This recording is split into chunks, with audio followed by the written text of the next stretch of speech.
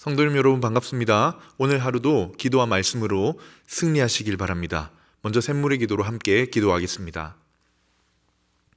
마음 모아 샘물의 기도를 하나님께 드립니다. 먼저 우리의 믿음을 고백합니다. 이는 만물이 주에게서 나오고 주로 말미암고 주에게로 돌아감이라. 그에게 영광이 세세에 있을지어다. 아멘. 하나님 아버지, 하나님을 즐거워함으로 모든 영광을 주께 돌려드리는 인생을 살게 하옵소서. 우리에게 주신 믿음으로 하나님을 바로 알고 하나님의 뜻을 구하는 오늘 하루가 되게 하옵소서. 가정과 목장을 위해 기도합니다. 여호와께서 집을 세우지 아니하시면 세우는 자의 수고가 헛되며. 아멘. 하나님 아버지, 샘물의 가정마다 하나님의 사랑과 교훈이 넘치게 하여 주옵소서. 예수님을 닮은 부모와 목자들의 헌신을 통해 자녀와 목원이 참 목자 예수님을 만나게 하시고, 힘들고 어려울 때면 말씀과 기도로 우리의 참 목자이신 예수님 안에서 위로를 얻는 부모와 목자들이 되게 하옵소서. 교회를 위해 기도합니다. 나를 능하게 하신 그리스도 예수 우리 주께 내가 감사함은 나를 충성되이 여겨 내게 직분을 맡기심이니. 아멘. 하나님 아버지, 우리 샘물이 사람을 남기는 교회 되기를 간절히 바랍니다. 샘물 행복축제를 위해 기도합니다. 2월 한 달 VIP와의 만남의 시간을 동안 예수님의 사랑으로 만날 때 예배로 행복하고 기도로 힘을 얻는 성도들 되게 하옵소서. 샘물 성도들을 위해 기도합니다. 그러나 내가 가는 길을 그가 아시나니 그가 나를 단련하신 후에는 내가 순근같이 되어 나오리라. 아멘. 사랑과 긍휼의 마음으로 우리를 돌보시는 아버지, 마음의 근심과 육체의 질병으로 고통 가운데 있는 성도와 가족들을 위로하여 주옵소서. 광야 가운데 있는 성도들이 하나님의 임재와 은혜를 충만히 경험하고 믿음으로 승리하게 하시고 하나님께 영광 돌리게 하옵소서. 나라와 선교를 위해 기도합니다. 소망 중에 즐거워하며 환난 중에 참으며 기도에 항상 힘쓰며. 아멘. 세상을 정의와 공의로 통치하시는 하나님, 세상 모든 나라와 유정자들이 하나님을 두려워함으로 국민을 돌보게 하옵소서. 선교를 위해 기도합니다. 열방 가운데 주의 교회를 세우는 선교 사역에 부족함이 없도록 선교사들을 도와주옵소서. 이들의 건강과 자녀들을 지켜주시옵고 무엇보다 말씀과 기도에 전념하여 하나님과 늘 동행하게 하옵소서. 오늘도 믿음 안에서 행복한 하루를 주실 주님을 찬양합니다. 예수님의 이름으로 기도합니다. 아멘. 오늘 우리에게 주시는 하나님 말씀은 마가복음 3장 7절에서 19절 말씀입니다. 예수께서 제자들과 함께 바다로 물러가시니 갈릴리에서 큰 무리가 따르며 유대와 예루살렘과 이두메와 요단강 건너편과 또 두로와 시돈 근처에서 많은 무리가 그가 하신 큰 일을 듣고 나아오는지라. 예수께서 무리가 애워싸 미는 것을 피하기 위하여 작은 배를 대기하도록 제자들에게 명하셨으니 이는 많은 사람을 고치셨으므로 병으로 고생하는 자들이 예수를 만지고자 하여 몰려왔음이더라. 더러운 귀신들도 어느 때든지 예수를 보면 그 앞에 엎드려 부르짖어 이르되 당신은 하나님의 아들이니이다 하니 예수께서 자기를 나타내지 말라고 많이 경고하시니라. 또 산에 오르사 자기가 원하는 자들을 부르시니 나아온지라. 이에 12를 세우셨으니 이는 자기와 함께 있게 하시고 또 보내사 전도도 하며 귀신을 내쫓는 권능도 가지게 하려 하심이로라. 이 12를 세우셨으니 시몬에게는 베드로란 이름을 더하셨고 또 세베대의 아들 야고보와 야고보의 형제 요한이니 이 둘에게는 보아너게 곧 우레의 아들이란 이름을 더하셨으며 또 안드레와 빌립과 바돌로메와 마테와 도마와 알페오의 아들 야고보와 및 다데오와 가나나인 시몬이며 또 가룟 유다니 이는 예수를 판 자더라. 아멘. 오늘은 제자로 살아가라 라는 제목으로 주시는 말씀을 나누도록 하겠습니다. 제자로 살아가라. 오늘 본문에 보면 두 부류의 사람들이 이렇게 두드러지게 나타납니다. 첫 번째 나오는 부류의 사람들은 큰 무리로 통칭되는 사람들이죠. 7절부터 9절까지 보면 매 절마다 나오는 표현이 뭐냐, 큰 무리들이, 많은 무리들이, 이렇게 무리들이 예수님께 몰려왔다고 합니다. 병고침을 바라던 사람들입니다. 자기 병이나 또는 자기 가족의 병을 고치러 나온 것입니다. 그래서 예수님을 만지려고 어떻게 하겠습니까? 가까이 나오려고 하다 보니 몰려오면서 밀었겠죠. 서로 더 가까이 가서 만지려고 한 것입니다. 그래서 예수님은 제자들에게 이대로는 말씀을 가르치기 어려우니 배를 띄우라 하셔서 배에 타셔서 좀 거리를 두어 말씀을 가르치려고 했던 것입니다. 이 큰 무리가 먼저 이렇게 앞에 소개된 뒤에 13절에 가면요, 장면이 바뀌는데 소수의 사람들, 이제는 조금 초점이 더 좁혀집니다. 즉 제자들에게로 초점이 맞추어집니다. 13절 14절에 보시면 또 산에 오르사 자기가 원하는 자들을 부르시니 나아온지라 이에 12를 세우셨으니 라고 하죠. 바로 12 제자에게로 시선이 옮겨갑니다. 예수님께서 제자들을 부르시면서 뭐라고 하십니까? 자기가 원하는 자들을 부르셨다. 자기가 원하는 사람들을 모으셨다. 지금까지 예수님께 수많은 무리는 자기들이 다가왔지만 오늘 후반부에서는 예수님이 자기가 원하는 사람들을 부르셨다고 합니다. 예수님의 사역에 동력할 동력자이기도 하고요. 예수님 부활 승천 이후 예수님의 행적을 증언해야 할 증인으로 사용할 사람들이기도 한데요. 아무튼 이 제자들은 앞에 나온 큰 무리와 다릅니다. 예수님이 원하시는 자들. 사랑하는 여러분, 여러분은 어디에 속해 있으신가요? 큰 무리 가운데 한 사람일까요? 아니면 예수님이 원하시는 사람, 제자들 가운데 한 사람이실까요? 바라기는 성도님 여러분 모두 예수님께서 원하셔서 부르시는 제자로 살아가시기를 주님의 이름으로 축원합니다. 큰 무리 중에 한 명이 아니라 예수님께 주목받고 예수님의 사역과 동력하고 예수님께서 하시는 일에 함께하는 부름받은 제자로 살아가시길 축복합니다. 물론 내가 가진 필요와 내가 가진 어떤 욕망, 내게 필요가 있는 걸 위해 예수님께 나아오는 것도 때로는 참 중요하죠. 그러나 예수님이 원하시는 제자로 살아간다는 것은 또 다른 모습입니다. 그렇다면 제자로 산다는 것, 이것은 어떤 삶을 말하는 것일까? 오늘은 말씀을 통해서 제자로 살아간다는 것이 어떤 것인지 함께 찾아보면서 교훈을 받도록 하겠습니다. 말씀을 통해 오늘도 제자로 살아가는 저 여러분의 삶이 되시길 주님의 이름으로 축원합니다. 그럼 첫 번째입니다. 제자는 어떤 사람인가? 어떻게 살아야 하는가? 첫 번째는 예수님을 보여주라입니다. 제자로 산다는 것은 어떻게 사는 것인가? 예수님을 보여주는 삶을 사는 것입니다. 예수님께 도움을 받고 은혜를 얻고 그렇게 하는 것도 좋지만 제자는 동시에 예수님을 보여주는 삶을 사는 것입니다. 14절에 나오지요. 이에 12를 세우셨으니 이는 자기와 함께 있게 하시고 또 보내사 전도도 하며 귀신을 내쫓는 권능도 가지게 하려 하십니다. 이는 이 구절을 오늘은 계속 묵상하려고 하는데요. 예수님이 제자를 세우신 목적이 나오죠. 제일 먼저 보내사 전도하게 하시려고. 무슨 말입니까? 세상에 예수님을 소개하게 하시려고. 조금 더 바꾸어 말하면 사람들에게 예수 그리스도가 누구신지를 보여주는 사람이 되게 하시려고 제자를 부르셨다는 거예요. 말로 전달하는 힘도 크지만 그 삶을 통해 예수님이 누구신지를 보여주는 사람.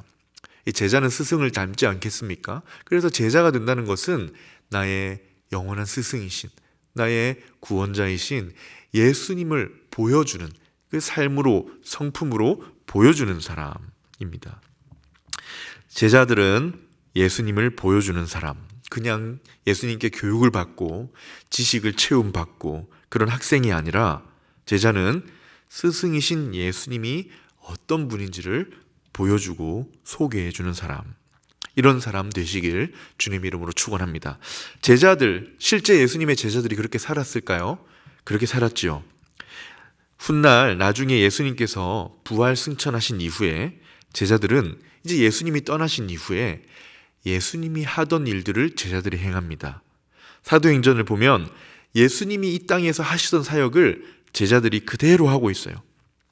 물론 누군가는 복음을 말로 전하기도 하죠, 주로. 그것이 참 중요하지만 그것 못지않게 중요한 게 무엇입니까? 제자들이 삶으로 예수님을 보여주는 일을 했다는 거예요. 섬기는 삶으로 누군가의 필요를 채워주면서 형제를 사랑하면서 연약한 지체를 섬기는 모습을 통해 세상 사람들에게 저 사람은 누굴 닮아서 저렇게 다를까?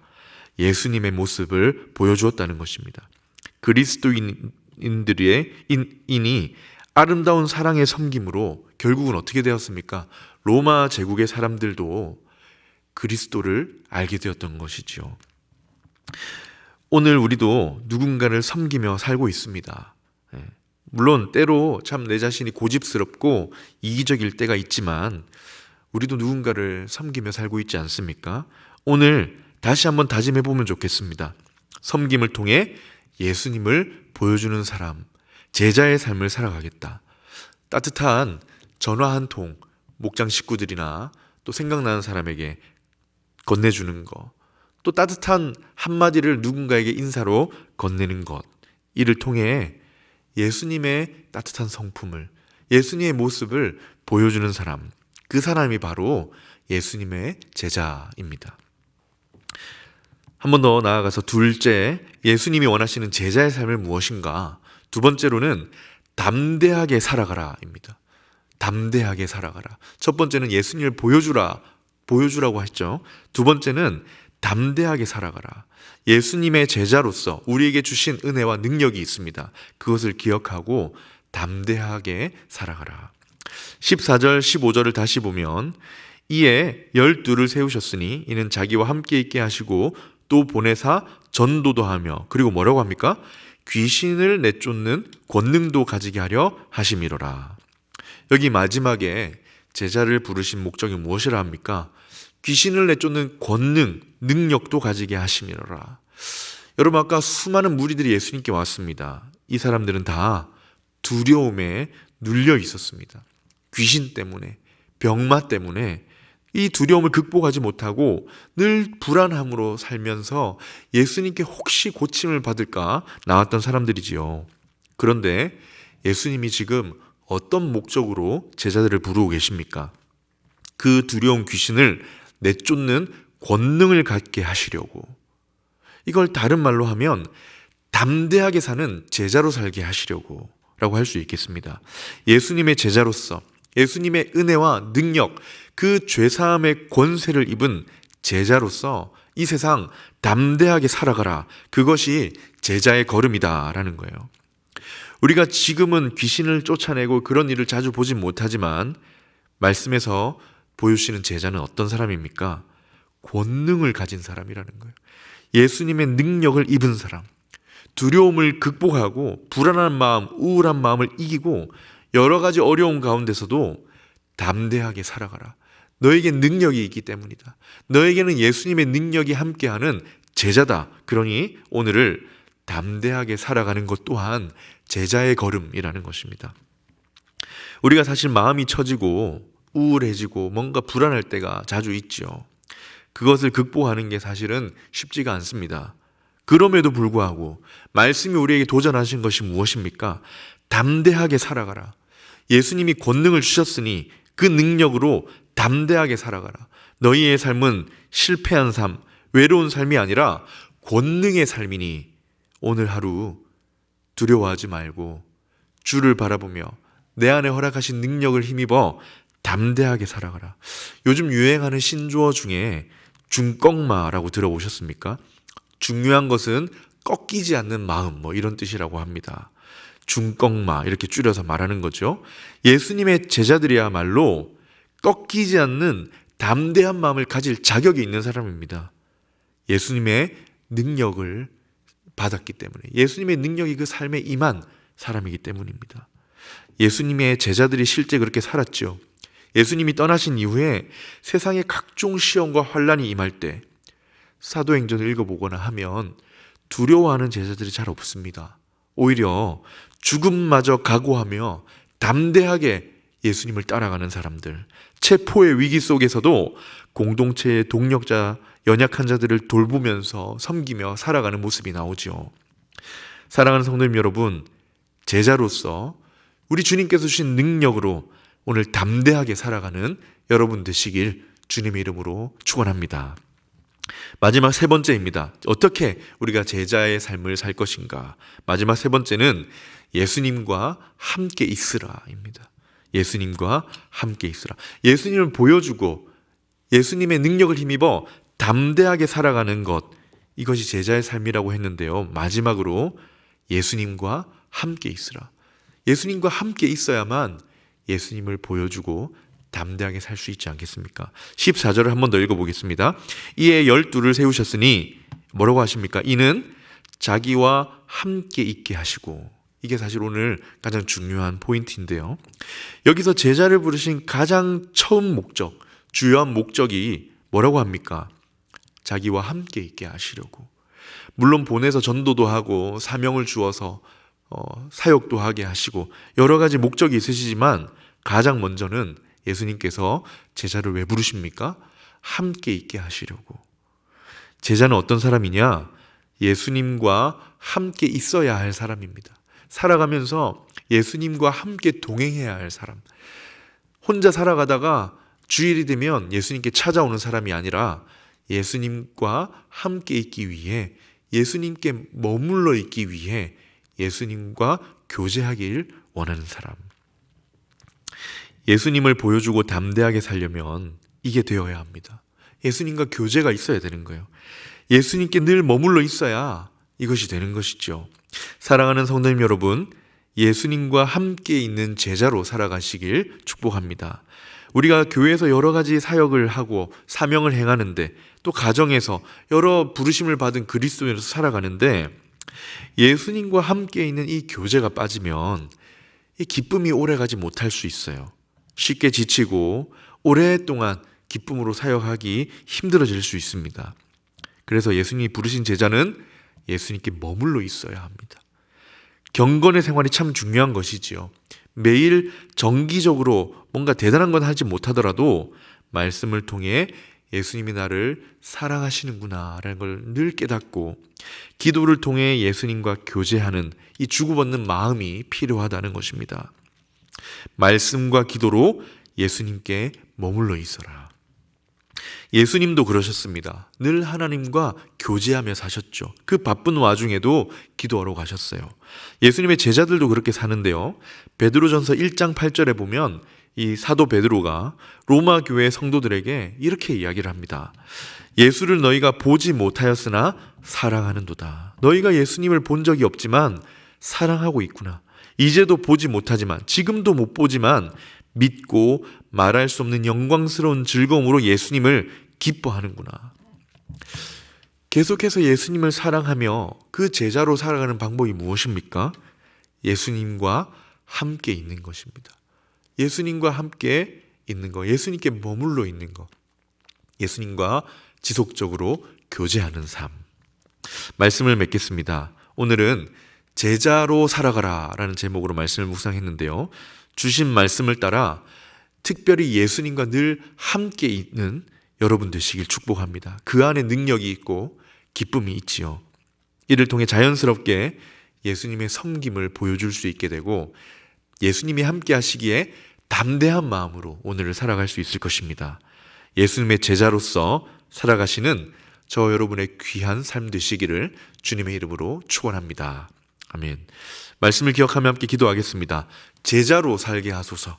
예수님의 제자로, 무리가 아니라 제자로 살게 하소서. 예수님과 늘 함께 있게 하시고, 특별히 오늘 담대하게 하시며 예수님을 보여주는 섬김의 삶을 살게 하옵소서.